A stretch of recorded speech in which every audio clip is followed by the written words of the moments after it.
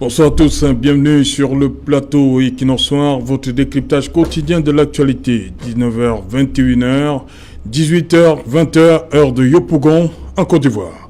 Je suis heureux de retrouver la Côte d'Ivoire et l'Afrique après avoir été acquitté. Je suis ivoirien, mais j'ai appris en prison que j'étais d'Afrique. L'Afrique me soutient. Toute l'Afrique me soutient. Fin de citation. Des déclarations fortes de Laurent Gbagbo hier soir devant les centaines de milliers de partisans du Front populaire ivoirien venus l'acclamer devant son ancien quartier général de campagne. Rentré peu après 16h30 heure locale et GMT, Laurent Gbagbo foulait pour la première fois le sol ivoirien 10 ans après avoir été chassé du pouvoir. C'était en avril 2011. Ce retour intervient 2 ans après son acquittement par la Cour pénale internationale en janvier 2019 et confirmé en appel le 31 mars 2021. Un retour rendu également possible par le feu vert d'Abidjan au nom de la réconciliation nationale. Au cours d'un conseil des ministres, le 7 avril 2021, le président ivoirien Alassane Dramane Ouattara avait indiqué que l'ex-président et son ancien ministre de la Jeunesse peuvent désormais rentrer quand ils le souhaitent.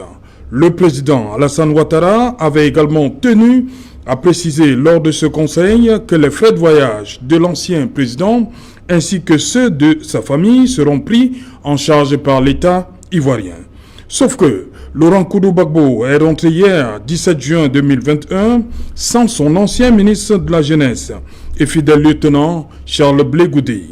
La joie des retrouvailles entre Laurent Gbagbo et ses partisans n'a pas empêché certains esprits de revenir sur la dernière affaire, celle dite du braquage de la BCEAO, qui a vu Laurent Gbagbo condamné en janvier 2018 par la justice ivoirienne à 20 ans de réclusion et à une amende de 329 milliards de francs CFA. Madame, Monsieur, tout à l'heure à 20h, c'est la grande édition d'information présentée par Julien Berthe Bissaï. Quant à moi, je vous retrouve après pour Equinox Soir, deuxième partie. Ce sera le temps du débrief.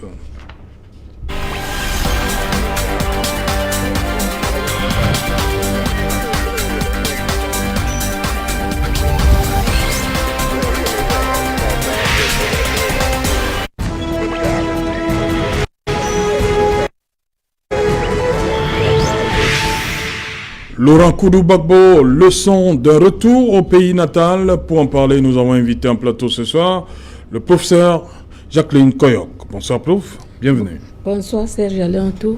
Merci pour avoir convié pour cet important plateau. Voilà. Bonsoir, Emmanuel Kounié. Bonsoir, Serge Alain. Je dis bonsoir à mes co-panélistes ici présents. Je dis également bonsoir à tous les prisonniers politiques, ceux de Mfou, ceux de Yaoundé et ceux de Douala.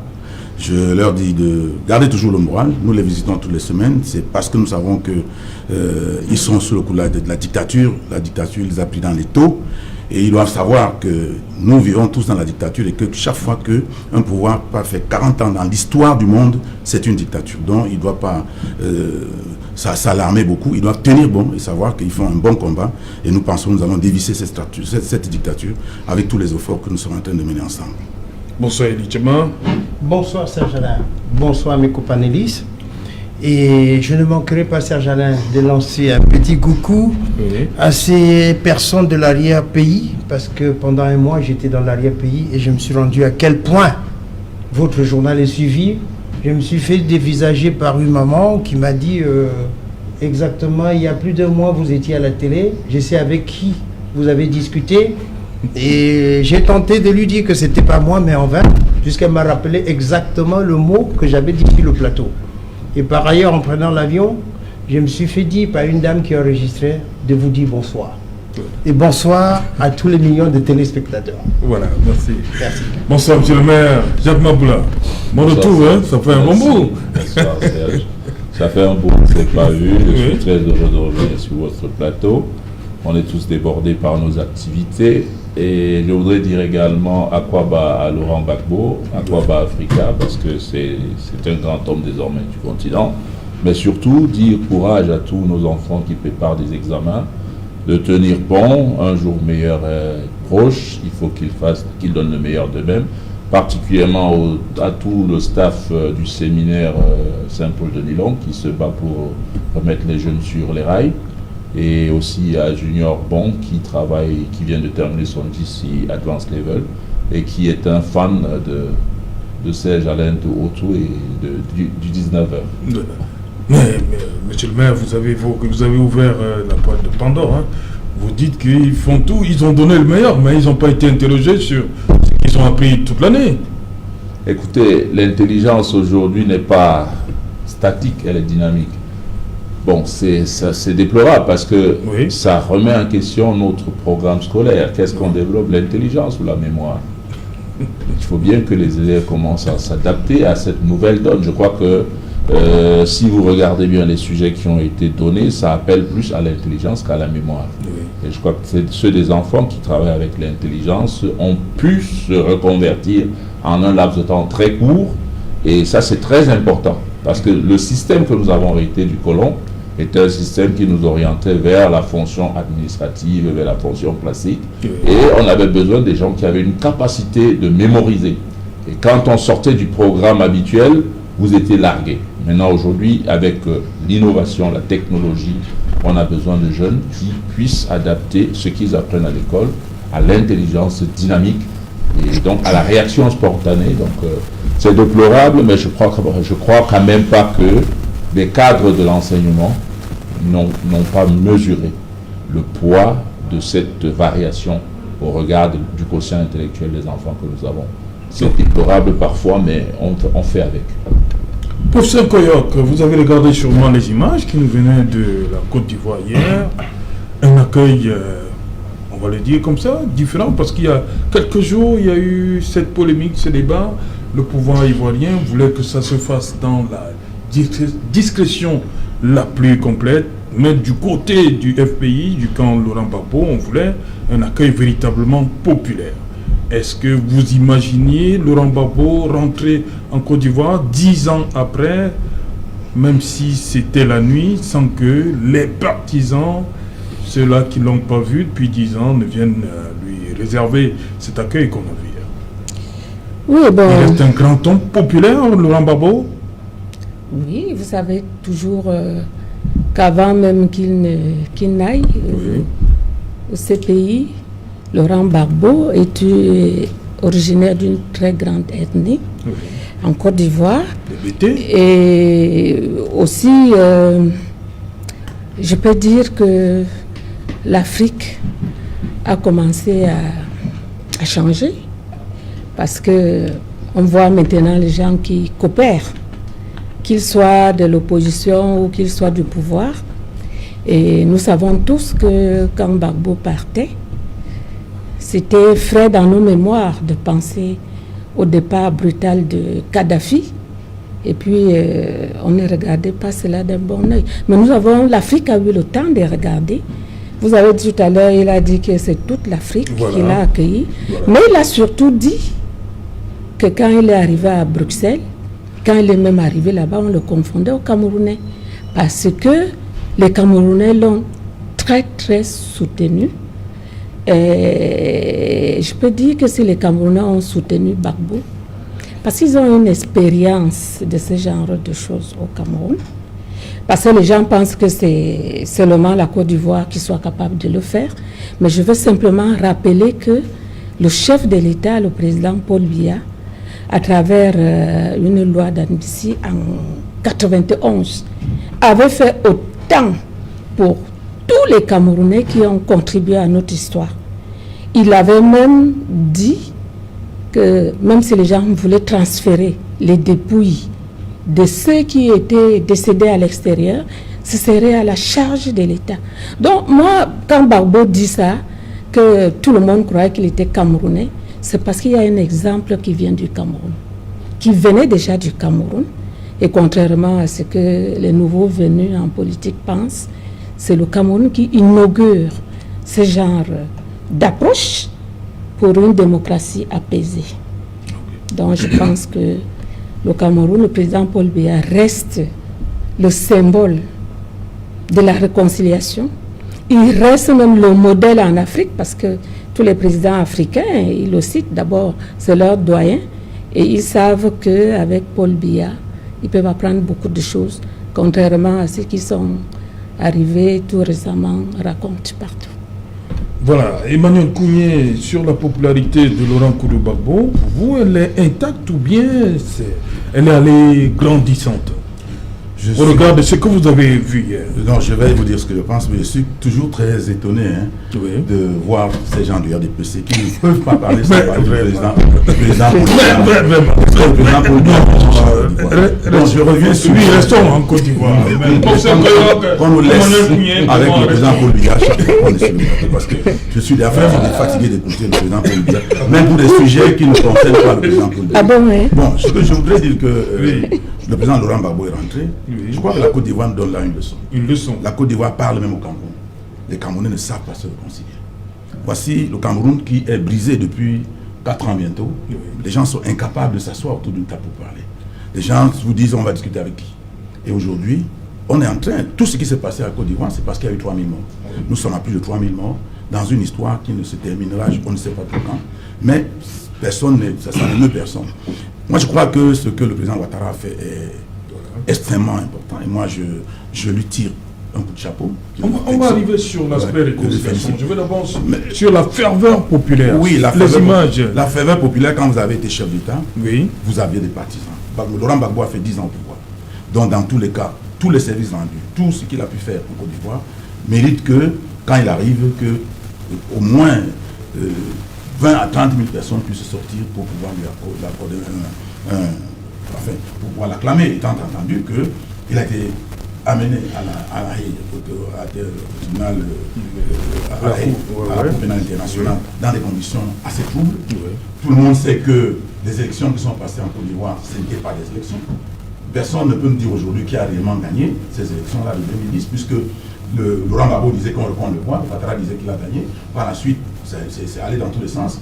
Et puis, la communauté internationale a imposé Laurent Gbagbo. Mais Laurent Gbagbo a imposé Alassane Ouattara. Mais la vérité, c'est que quand quelqu'un est au pouvoir, il est au pouvoir. Même si c'est un coup d'État, dès que vous êtes installé, vous êtes au pouvoir. Donc, le pouvoir d'Alassane Ouattara ne fait l'objet d'aucune discussion pour le moment. Et je crois qu'il a fait preuve vraiment d'élégance par rapport, n'est-ce pas, à tous ces petits dictateurs que nous avons dans tous les coins d'Afrique, qui racontent des tas d'histoires, qui ont peur même de la souris. C'est-à-dire qu'à tout moment, ils voulaient sortir pour faire une petite manifestation en route. On dit non, on ne veut rien voir, on ne veut voir personne. Il faut absolument que tout le monde se couche et qu'on marche sur tout le monde. Je crois que ce qu'il a fait là. D'ailleurs, vous avez dit tantôt qu'il avait, n'est-ce pas, une condamnation. Une condamnation, cette condamnation. Puis janvier 2018, c'est 20 ans. Il dit qu'un chef d'État en poste a braqué la banque, tout ça c'était tiré par les cheveux. Mais je crois qu'il s'est ravisé. Il s'est ravisé et puis il a laissé Laurent Gbagbo revenir. Et quand Gbagbo est venu, il a reçu l'accueil qu'il méritait. Je crois que c'est le moment maintenant à la Côte d'Ivoire de mettre tous ces enfants autour d'une table et puis d'aller dans le même sens. C'est vrai que 3000 morts, d'aucuns diraient que c'est court, mais chez nous, nous avons perdu 1 million de personnes pour avoir l'indépendance. En Côte d'Ivoire, je crois qu'il y a eu 0 mort. Parce que vous faites voyant que nous sommes indépendants, dans le calme et dans la sérénité. Nous avons perdu 1 million de personnes. Et aujourd'hui, ils ont perdu 3000 personnes. Nous en avons perdu près de 5000 dans le nord et le sud-ouest. Donc je crois que ces gens-là les Ivoiriens démontrent qu'ils ont un peu plus de maturité. Et puis, quand on va aller dans le débat tout à l'heure, je voudrais vous dire que la présence d'Alassane Ouattara pour les Ivoiriens, pour ma part, ne peut pas être considérée comme une mauvaise chose. Parce qu'il y a eu une continuité réelle, n'est-ce pas, du développement de la Côte d'Ivoire. Quand vous regardez, même le PIB de la Côte d'Ivoire, c'est à 36 000 milliards, alors que le Cameroun n'est qu'à 23 000 milliards. Quand vous regardez la production des produits de rente, c'est-à-dire le cacao qui permet d'avoir les devises, ils sont à 2 300 000 tonnes, le Cameroun est à 230 000 tonnes, 10%. Donc, c'est un pays qui est gouverné, et puis je pense que les Ivoiriens doivent se sentir bien avec vous. Voilà, et on va rentrer, permettez qu'on rentre dans la crise post-électorale. Elle est passée lorsqu'on voit Laurent Gbagbo rentrer pour le président Ouattara. C'est terminé, tout ça, 2011, le fâcheux épisode, c'est-à-dire décembre 2010 et avril 2011, c'est passé. tout ça? Alors, Serge Alain, je dois dire qu'en politique, il faut parfois se méfier. Pour avoir suivi le président Ouattara, il a été habitué à certains propos et des changements juste après. Je dois tout simplement apprécier déjà le fait qu'il ait accepté que M. Gbagbo soit de retour, mais en revenant sur le président Gbagbo, il faut bien reconnaître que c'est un parcours du destin. En réalité, pourquoi il doit être aimé aujourd'hui et pourquoi tout le monde l'accueille?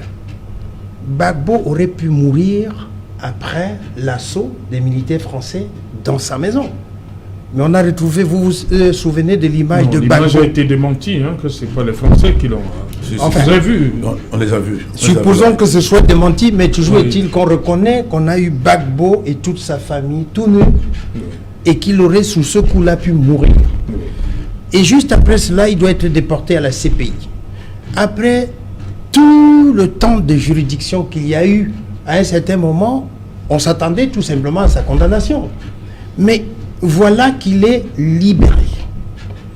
Je crois que ce destin-là est unique et ça fait encore plus l'attroupement, non seulement de tous ceux qui étaient de son parti, mais de toute l'Afrique, étant entendu que la position de Gbagbo était une position totalement panafricaine. Mais qui fait que, même si aujourd'hui il évoque la réalité des Camerounais à Bruxelles, il ne faut pas oublier non plus que Gbagbo et Blé Goudé ont été défendus par une Camerounaise. Maître Kadji. Maître Kadji. Et je crois que, j'espère bien que le président Ouattara tiendra sa parole. Et je souhaite surtout que, pour éviter tout autre malentendu, que carrément il donne l'amnistie pour tout ce qui a été comme tribunal, pour permettre les 20 ans là. Voilà, pour permettre au peuple ivoirien d'aller vers la réconciliation. Voilà, on va donc recueillir enfin l'avis du monsieur le maire Maboula sur cet élan, cette ferveur autour de Laurent Gbagbo. Qu'est-ce qui a fait courir les Ivoiriens hier de l'aéroport international d'Abidjan jusqu'au QG? Qu'est-ce qui justifie cet engouement autour du président Gbagbo? Écoutez, l'histoire de Laurent Gbagbo, c'est l'histoire, son histoire s'inscrit aujourd'hui dans la logique messianique. Il me rappelle exactement un passage des Écritures qui dit « Il est descendu aux enfers et est remonté dans la gloire ». Et je crois que c'est le cas de le dire aujourd'hui. Laurent Gbagbo est un homme unique. Débarqué par les armes, il revient dans des ovations, auréolé de joie. C'est ça la grandeur d'un homme politique. C'est-à-dire que la force du temps n'a pas détruit ses convictions.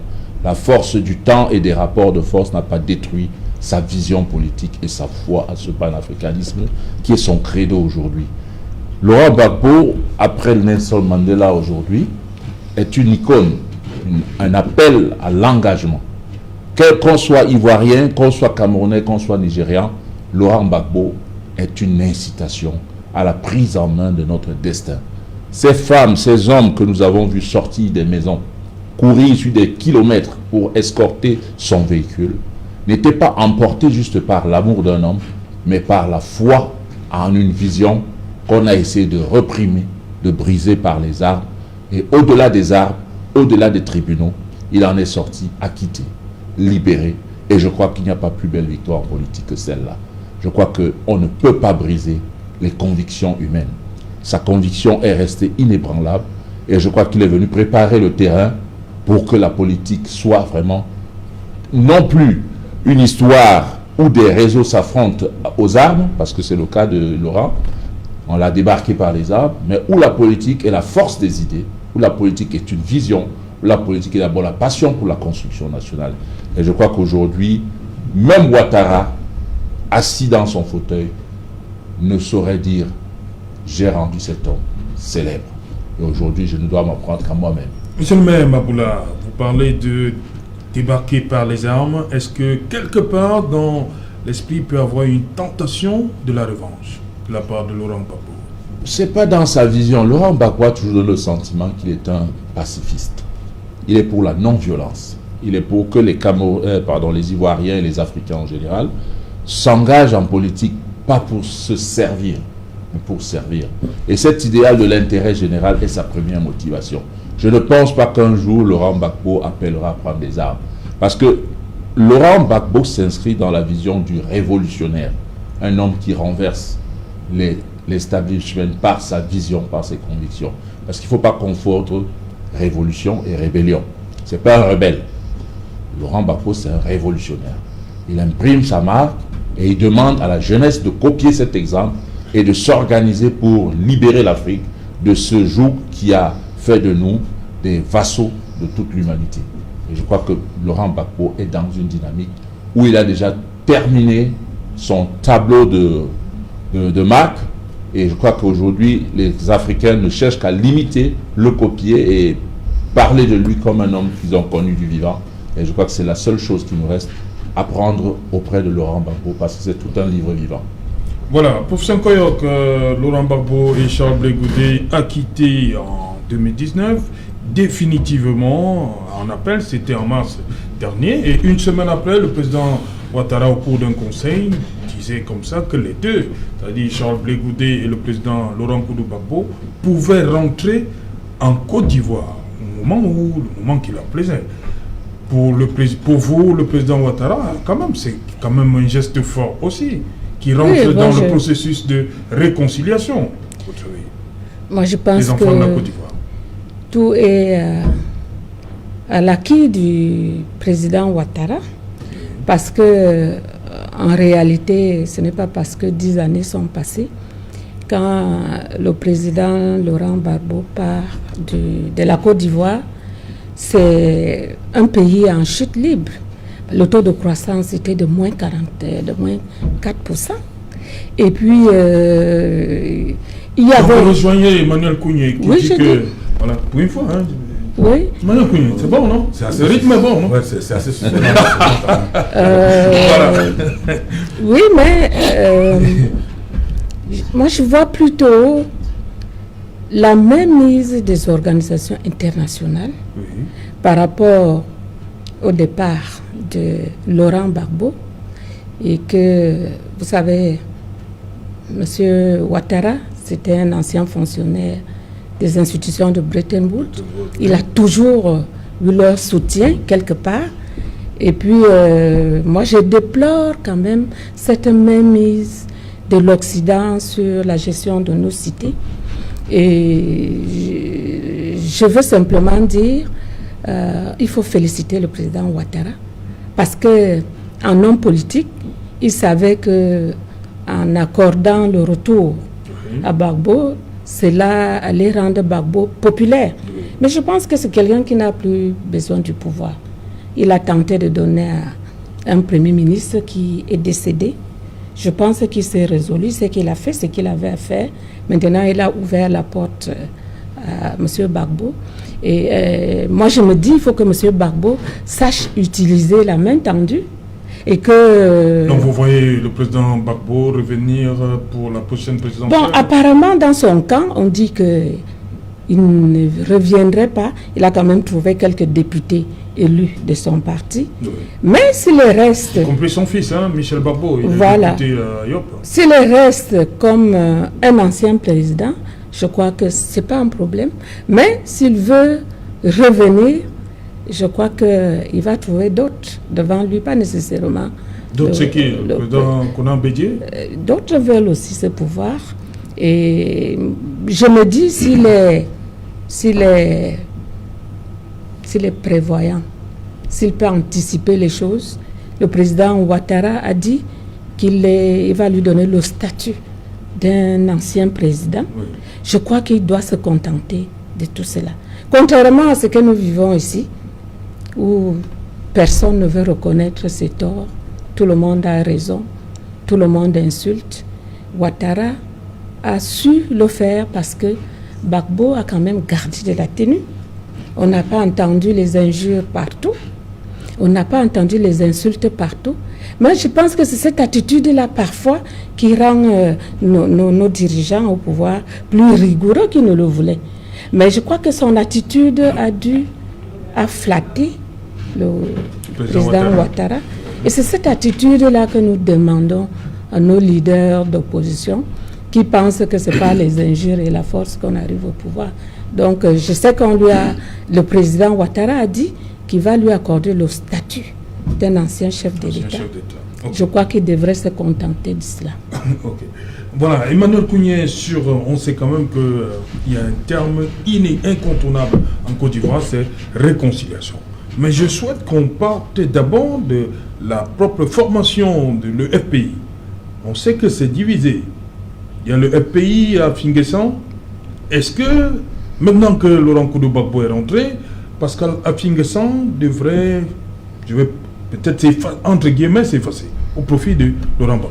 Je crois que... Pour qu'il y ait un seul front populaire ivoirien. Je crois que le Front populaire ivoirien va faire son nettoyage. Le Front populaire ivoirien, il y aura une unité de voix. Oui. C'est le Front populaire ivoirien. Je crois que si Affinguessan a pu faire ce qu'il a fait, c'est parce que le président Gbagbo était très loin. Et puis il y avait beaucoup de gens qui avaient des positions un peu très compliquées, qui pensaient même qu'il fallait rien faire, il fallait attendre. Oui. Bon, alors Affinguessan, il disait Gbagbo ou rien. Il disait que non, il faut quand même participer. Pendant qu'il n'y ait pas, il faut qu'on voit participer aux élections. On peut exister. Donc il a fait ce qu'il a fait.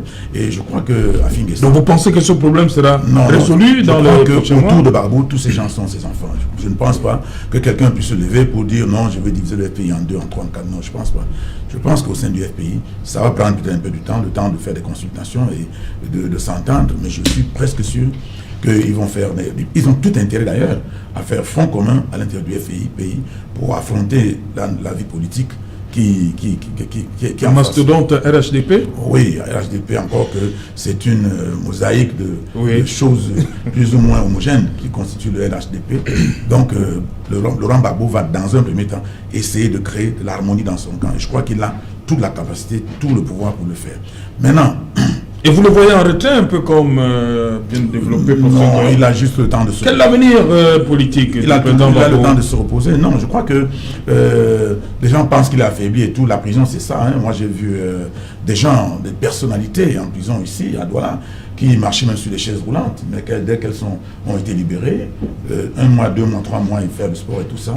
Donc, ces personnes-là ont repris les formes. Non, je crois que Laurent Gbagbo a encore toutes ses capacités, il peut faire beaucoup de choses. Et je crois que, contrairement à ce que nous pensons, la libération de Laurent Gbagbo, le fait de permettre à Laurent Gbagbo de retourner en Côte d'Ivoire ne peut pas être la volonté tout simplement de M. Ouattara. Vous savez bien que M. Ouattara est arrivé là-bas, comme nous le savons, par la communauté internationale. C'est sûr que dans ces officines-là, on a estimé que pour des raisons particulières, et pour l'honneur même de la communauté internationale. Parce qu'en réalité, Laurent Gbagbo est le premier chef d'État africain qu'on traite comme ça à la haie. Et puis, les Africains du nord, du sud, de l'est à l'ouest ont réagi vertement. On essayait de démontrer que l'Occident est en train de se constituer en adversaire de l'Afrique.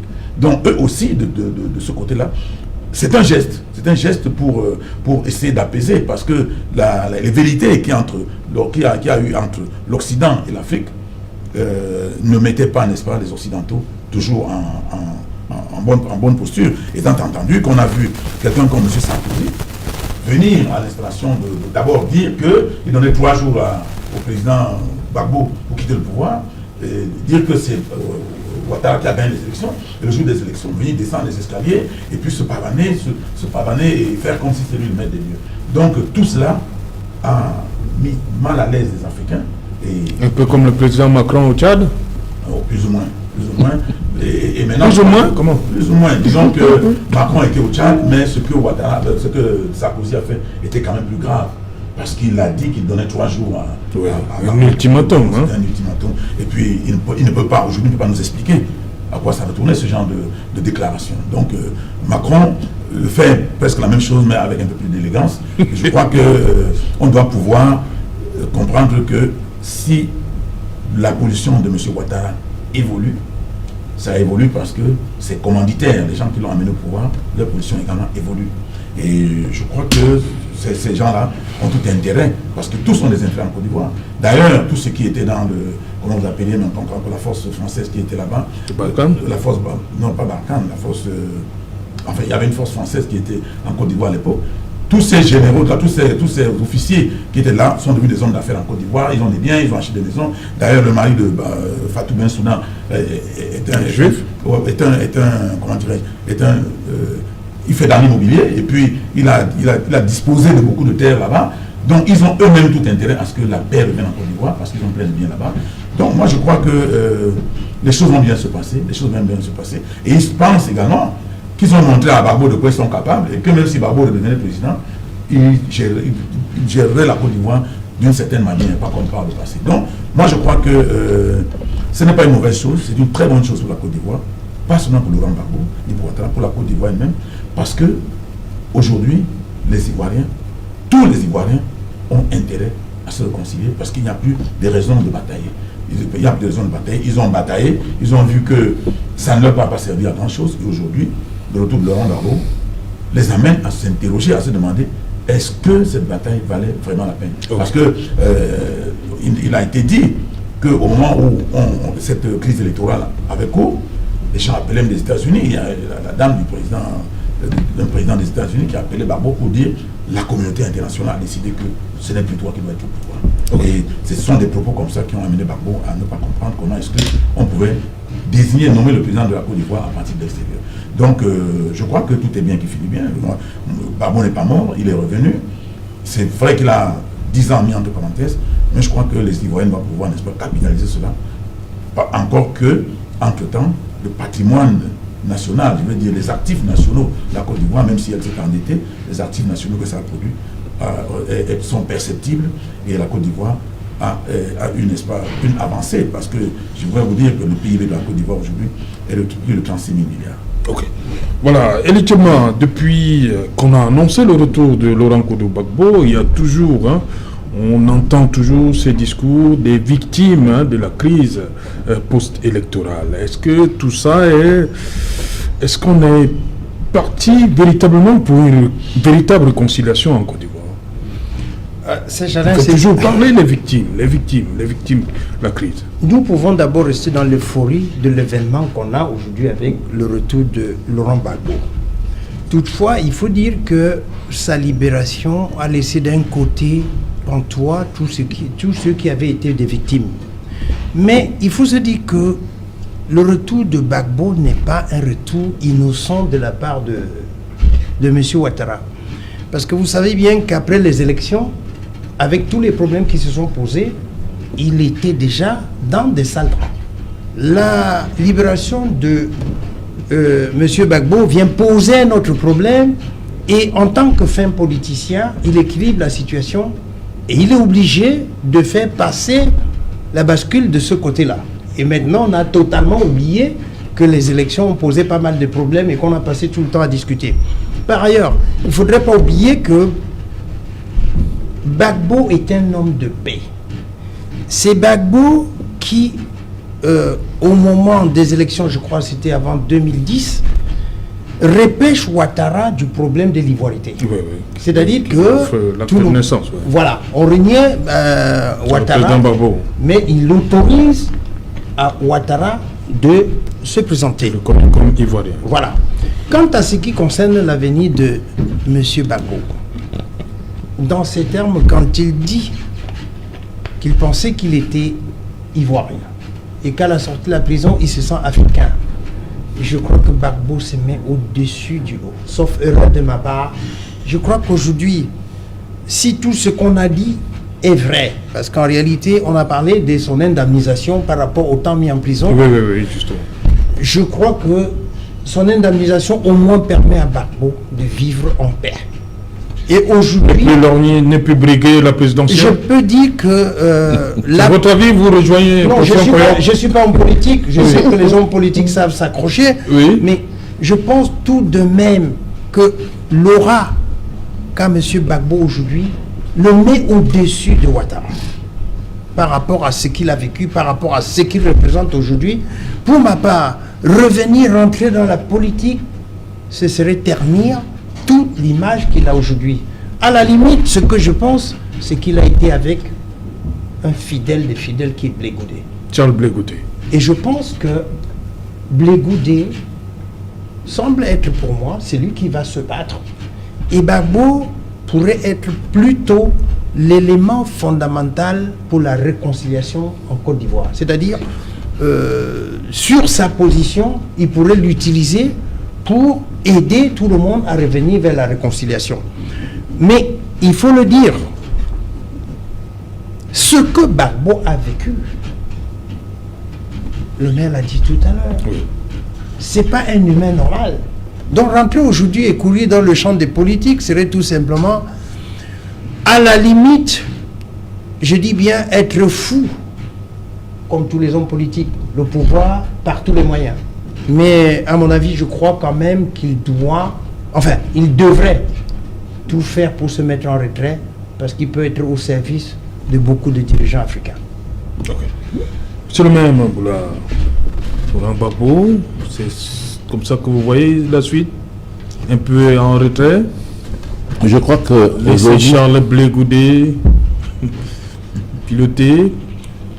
Ça, c'est une chose possible, mais il faut laisser les acteurs se concerter. Oui. On ne peut pas voir dans une boule de cristal. Est-ce que le président Gbagbo gagnerait, est-ce qu'il gagnerait davantage en restant en retrait? Un sage qu'on consulte. Non, je parce pense que revenir briguer un mandat présidentiel, est-ce que ça ne va pas? Première des choses, je pense que le président Laurent Gbagbo devrait faire en sorte que ce qui lui est arrivé n'arrive plus jamais à un président en Côte d'Ivoire. Oui. Rien qu'à ce titre, il devrait reprendre en main les institutions pour les réformer. Parce qu'il a vécu l'enfer. Et il sait pourquoi c'est arrivé. Et il devrait faire en sorte que ça n'arrive plus jamais. À ce titre-là, moi, je pense que Laurent Gbagbo, en tant que vivant, homme politique, devrait se dire, pour que cette histoire n'arrive plus jamais à un leader, réformons nos institutions, allons vers l'état de droit, allons vers la souveraineté du peuple, allons vers l'égalité des chances et tout ça. Ceci dit, je crois qu'il a appris de cette histoire. Laurent Gbagbo, c'est un homme politique peu ordinaire parce que il prend le pouvoir quand tout le monde ne veut pas aller aux élections. Ça veut dire qu'il y a comme une force invisible qui lui dégage le chemin. Et il prend le pouvoir. Il quitte le pouvoir par la force militaire. Et il revient comme un messie. Il y a toujours quelque chose qui se passe autour de ce bonhomme qui m'amène à penser qu'il n'est pas un homme singulier. Et aujourd'hui, il doit terminer un travail qu'il a commencé. L'ère démocratique en Côte d'Ivoire commence avec Laurent Gbagbo, il faut le savoir. Avant ça, on avait un militaire. La véritable élection démocratique en Côte d'Ivoire commence sous Gbagbo. Et je crois que ça va être le père de la démocratie ivoirienne. Et il doit terminer ce combat démocratique pour mettre des institutions fortes. Parce qu'il n'a véritablement pas dirigé. Hein. La rébellion, c'était... La rébellion a commencé en septembre 2002. Exact. Jusqu'en avril 2011, lorsqu'il tombe. Exact. Donc c'est pour dire qu'il a commencé un chantier démocratique qui est inachevé. Il doit terminer ce chantier démocratique pour mettre en place un état de droit, des institutions fortes qui permettent à l'Afrique de revivre en tenant compte des rapports de force qu'il y a sur la scène internationale, ce qu'il a appris. Et j'imagine que sa prison devait être plus qu'une ambassade diplomatique parce que, au regard du poids de la Côte d'Ivoire, poids économique, poids financier, je m'imagine tous ces hommes qui se rendent compte, tiens, on ne peut pas faire la Côte d'Ivoire sans ce monsieur, ont dû lui faire la révérence en prison. Et je suis sûr que Blé Goudé, là où il est, continue de faire un travail qui va certainement donner sa face visible d'ici quelques mois. Et l'incapacité de Ouattara à pérenniser son réseau, il a essayé avec un premier ministre qui est décédé, il a pris un deuxième bonhomme là qui, je ne sais pas où il est vivant, où il est mort, bref on l'annonce mort-vivant. Non, il est vivant. Donc, je peux dire une chose, c'est que le réseau actuel va être obligé de composer avec Laurent Gbagbo. Parce que si nous allons vers des élections transparentes, libres et démocratiques, il y a de fortes chances que le réseau, du moins le parti de Laurent Gbagbo, revienne aux affaires. Ceci dit, on ne peut pas bâtir une nation dans la division. Il faut se réconcilier. Réconcilier sur le plan politique, réconcilier sur le plan économique, réconcilier au regard de tous les enjeux qu'il y a en Côte d'Ivoire, parce qu'il s'agit ici du business. Et le business, tout le monde doit préserver ses intérêts. Et je crois que c'est ce maillon-là que Gbagbo n'avait pas quand il a été débarqué du pouvoir. Aujourd'hui, il a pris conscience de la nécessité d'intégrer ces enjeux dans la gestion et l'exercice du pouvoir. Et je crois qu'il peut être désormais un président qui réconcilie les Ivoiriens et qui permette à toutes les forces politiques et économiques qui se trouvent en Côte d'Ivoire d'agir à l'unisson pour construire une grande Côte d'Ivoire. Ouattara a fait quelque chose de bien, c'est-à-dire qu'il a monté les paramètres économiques. La Côte d'Ivoire à un certain niveau, il a bâti des infrastructures respectables, ce qu'on n'a pas vu depuis ces 30 dernières années en dehors de, je crois que c'est la Tanzanie qui a fait pareil. Mais Ouattara a bien travaillé, il faut le reconnaître. C'est-à-dire qu'il a mis la Côte d'Ivoire à un niveau de développement infrastructurel tel que, quand vous arrivez en Côte d'Ivoire, je dis, vous dites, waouh, il y a quelque chose qui s'est passé en quelques années. On ne peut pas le nier. Mais aujourd'hui, entre construction nationale et réconciliation politique, il va falloir que tous s'asseyent, qu'ils discutent. Je voudrais revenir sur la division au sein du FPI. Oui. Moi, je trouve qu'il n'y a pas de division. C'est ce qu'on appelle l'absence. Oui, oui. L'absence crée ce qu'on appelle... Vous savez qu'il y avait deux camps qui s'opposaient. Hein. Ceux qui disaient Gbagbo ou rien, c'est-à-dire que tant que le président Gbagbo est en prison, il n'y a pas de main. De l'autre côté, on dit non, on ne va pas tout laisser au RHDP. Il faut quand même aller aux élections. Le pays a fini ça. L'absence vous permet, en politique, de faire face à ce qu'on appelle les opportunistes, Oui. mais aussi à ce qu'on appelle les fidèles. Et c'est de ça qu'il s'agit. Hein? Maintenant que l'absence a été comblée par la présence, Oui. l'ordre va revenir. Oui. On dit souvent, quand le chat n'est pas là, les souris dansent. Maintenant, il n'y a pas plus force charismatique. Il n'y a pas plus grande force charismatique au sein du FPI que Gbagbo. Il suffit qu'il tousse et l'ordre revient. Parce que personne ne peut battre Gbagbo au sein du FPI. Tu veux devenir quelqu'un au sein du FPI, tu dois avoir le soutien de Gbagbo. C'est clair. Maintenant, si tu veux plus du FPI, tu peux aller au RHDP. Vous êtes libre. Mais ce qui est sûr, Laurent Gbagbo est une icône qu'on ne déboulonne pas avec juste une volonté. Il faut plus que cela. C'est une énergie qu'on ne déstabilise pas. Et les Ivoiriens aujourd'hui le savent. Je crois que pour faire honneur à l'Afrique, Ouattara, Laurent Gbagbo devrait se réconcilier au-delà de tout ce qui a été fait. Remercier aussi Ouattara pour avoir bâti ce qu'il a pu bâtir. Voilà. Pardonner pour ce qui a été fait au nom du pouvoir et se dire que nous n'avons qu'une seule Côte d'Ivoire, nous n'avons qu'une seule Afrique.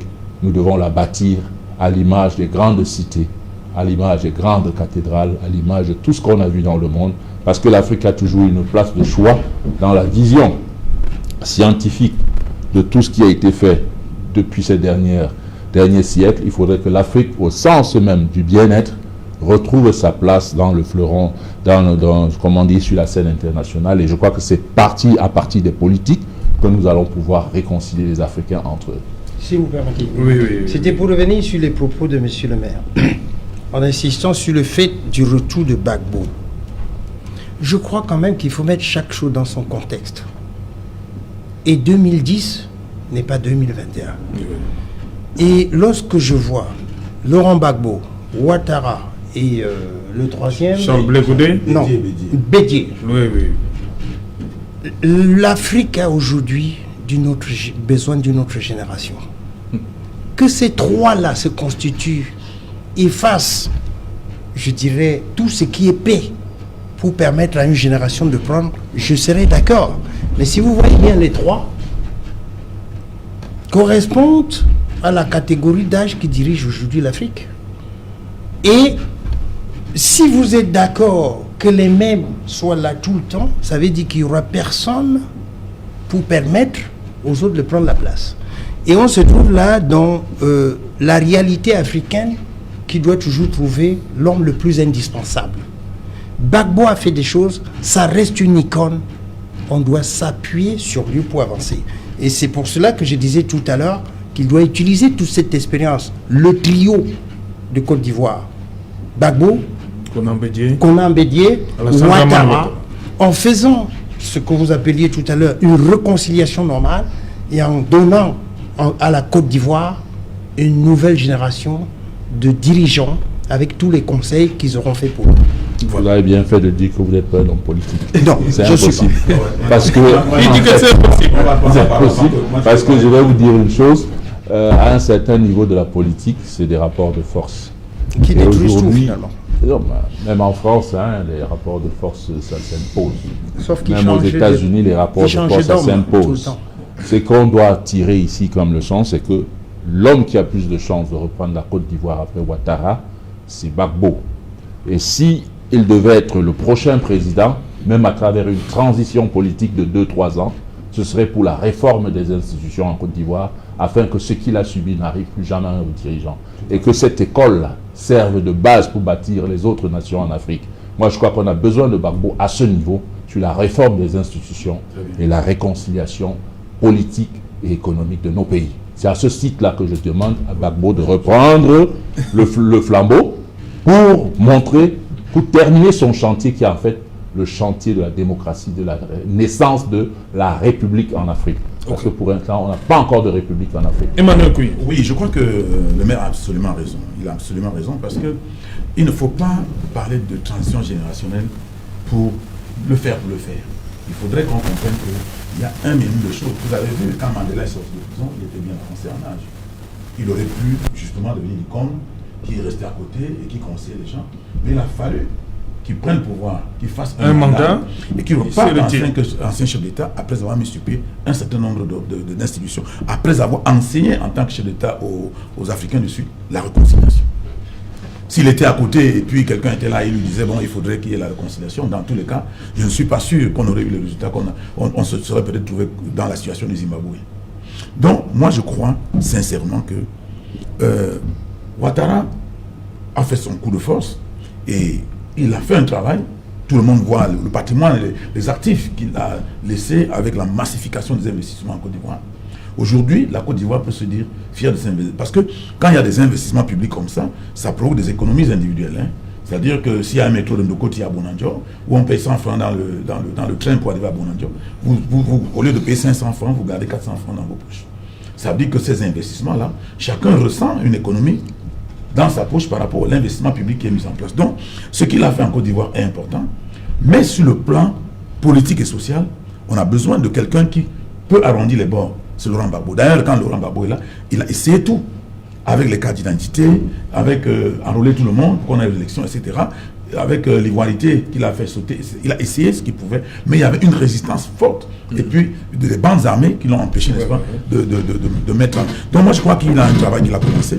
Et puis, qu'on le veuille ou pas... Concept d'ivoirité, voilà, qu'on le veuille ou pas, si vous allez maintenant, parce qu'il faut mettre un jeune, nous prendre un jeune pour le mettre là, vous avez vu en France avec Macron, ça va dans tous les sens avec les gilets jaunes et maintenant, c'est la gifle, on finit par la gifle, et ça va dans tous les sens. Maintenant, même chez nous, on a vu des jeunes à qui on a donné certaines responsabilités. Aujourd'hui, on est en train de mettre les deux mains sur la tête avec le ministère de la Santé, le jeune Manaouda qui était très bon. Bon, aujourd'hui, non, je crois que les jeunes, il faut leur donner les responsabilités, mais il faut les mouler, leur donner la possibilité de comprendre le sujet. Et je crois que ce qui est en Côte d'Ivoire aujourd'hui est monumental, l'œuvre est monumentale. Il faudrait que des institutions solides se mettent en place. Okay. Et je crois que Laurent Gbagbo, comme a dit le maire, est la personne indiquée pour le faire. Vous maintenez, professeur Nkoyok, que Laurent Gbagbo doit laisser les autres? Non, pas laisser les autres. Il ne faut pas qu'il y ait un clash entre Laurent Gbagbo et le président Ouattara. Le président Ouattara a réalisé tout ce qu'il a réalisé parce qu'il a eu le soutien de la communauté internationale. Oui. Gbagbo n'a pas le même soutien. Donc s'il revient aujourd'hui, on va voir une régression du développement en Côte d'Ivoire. Donc c'est pour cela qu'il doit se mettre de côté. Oui. Et puis peut-être être le président de son parti et conseiller les jeunes de son parti. Merci. Merci pour on revient après le journal de Julien Berthe. Mais avant cela, il passe de pub.